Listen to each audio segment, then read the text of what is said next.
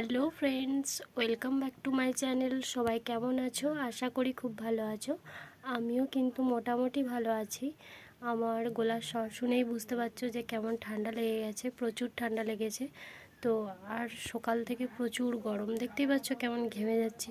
তো আজ হচ্ছে শনিবার, আমার টিউশন অফ আছে। তো যেহেতু বাচ্চাদের এক্সাম হচ্ছিল, সেই কারণে টানা কদিন টিউশন হয়েছিল।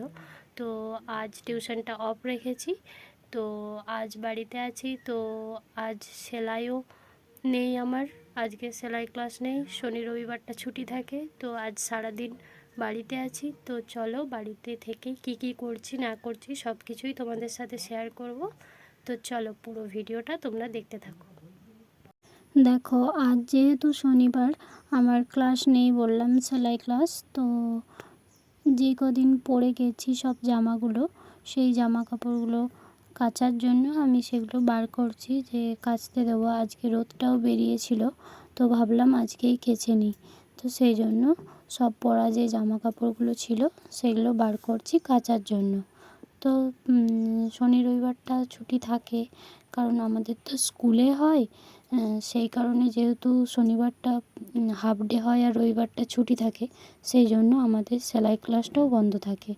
তাই ওই 5 দিনই হয়। তো তারপর দেখো, আমি বিছানাটা গুছিয়ে নিয়েছিলাম সকালে উঠেই। তো তারপর আমি চলে গেছিলাম আলু ভাজা করার জন্য। আমাদের বাড়িতে কি হয় বলো তো, প্রতিদিন মুড়ি খাবার কিছু না কিছু একটা তরকারি হয়। তো কোনো দিন মা করে, কোনো দিন চপ, আলু ভাজা, এরকম আলু মাখা হয় প্রতিদিন। কোনো দিন মা করে, কোনো দিন আমি করি। আমি যেদিন বাড়ি থাকি সেদিন আমিই করি, আর তারপরের দিনগুলো মা করে। এইদিকে দেখো আমি আলু ভাজা কাটছি, আর এদিকে মা আমাকে বলছিল যে আমিও তাহলে সবজিগুলো কেটে নিই। তো মা ওইদিকে বসে সবজিগুলো কেটে নিচ্ছিল। এইদিকে দেখো মা সবজি কাটতে বসে গেছে। মা দেখো পাটা মিলে বসেছিল তো হাঁটুর জন্য। তো সেই জন্যই মা হাসছিল, বলছে ভিডিও করছিস, ভালোভাবে বসি, ওরকম করে কেউ ভিডিও করে নাকি। তো সেই জন্যই মা হাসছিল, আমিও একটু হাসছিলাম। তো আজকে মা সবজি রান্না করছে, পটল ভাজা আর ঢ্যাঁড়স আলুর তরকারি, সব সবজি হবে। তো এদিকে দেখো আলু ভাজা আমার কাটা হয়ে গেছে, আর আমি কিন্তু আলু ভাজা ভাজতেও শুরু করে দিয়েছি। আর ওইদিকে মা কী করছে বলো তো, মায়ের সবজি কাটা হয়ে গেছে।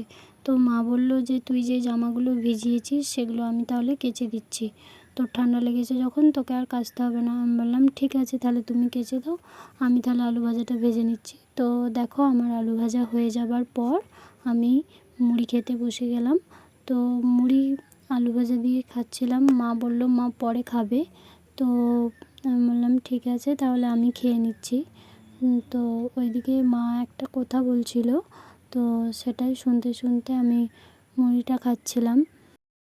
আমি যেহেতু এক জায়গায় বেরোবো, তো আমার এক জায়গায় যাওয়ার আছে, সেই জন্য মা বলল তুই আগে খেয়ে নে, তো আমার লেট হয়ে যাবে স্নান করে বেরিয়ে যেতে, তো সেই জন্য। তো তারপর দেখো আমি চলে গেছিলাম আমার যে জামাগুলো রোদে দেওয়া ছিল সেগুলো একটু উল্টে দিতে। আসলে রোদ সকালে প্রচুর বেরিয়েছিল, তারপর কিন্তু রোদ চলে গেছিলো, মেঘলা করে দিয়েছিল পুরো আকাশটা। তো সেই জন্য কিন্তু ভালো শুকোচ্ছিল না। আমি ভাবলাম রোদ দিয়েছে, কেচে নিই তাহলে শুকিয়ে যাবে। তার জায়গায় দেখি একটু রোদ দিয়ে আবার মেঘলা আকাশ করে দিয়েছে। তো তারপর আমি এগুলো উল্টে দিয়ে আবার চলে গেছিলাম স্নানে। দেখো আমি স্নান সেরে পুজো সেরে পুরো রেডি হয়ে গেছি। রেডি হয়ে কোথায় যাচ্ছি তোমাদের এসে বলবো। আমি কিন্তু ফিরে চলেও এসেছি, গিয়ে কিন্তু আমি কোনো ভিডিও করিনি। আমি গেছিলাম অনলাইন সেন্টারে, তো সেখানে ভিডিও করিনি। তারপর দেখো আমরা খেতে বসে গেছি, আমি, বাবা, মা। তো দাদা বাড়িতে খায় না, সেজন্যই তো আমরা তিনজনে বসে গেছি খেতে। এইদিকে দেখো বিকেলবেলা আমি কি করছি বলো তো, শাক বাচ্ছি। তো এটা হবে ঠাকুরের শাক রান্না। তাই জামা কাপড় ছেড়ে, কাঁচা জামা কাপড় সব পরে আবার আমি শাক বাছতে বসে গেছি। তো কোনো রকম শকরি কাপড় জামা কাপড়ে কিন্তু ঠাকুরের শাক বাছা চলবে না। তাই আমি সব কিছু জামা কাপড় চেঞ্জ করে আবার নতুন সব কাচা জামা কাপড় পরে এই শাকটা বাছতে বসেছি। তো কিভাবে কি করতে হয় সেটা আমি জানি না, প্রথমবার যেহেতু করছি সেই জন্য যে মা আমাকে বলে বলে দিচ্ছিল আমি করছিলাম। তো এখানে কিন্তু 9 রকমের শাক আছে। এই যে দেখো শাক আমি বেছে নিয়েছি। এই শাক কিন্তু কাটা চলবে না, হাতে করেই কেটে নিতে হবে। তো তারপর দেখো আমি রান্না করতেও বসিয়ে দিয়েছি।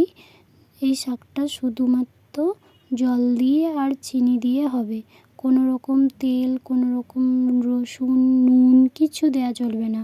তো আমি অল্প একটু জল দিয়ে সেদ্ধ করে নিয়েছি আর একটু চিনি দিয়ে দিয়েছি, আর কিছু কিন্তু দেওয়া চলবে না।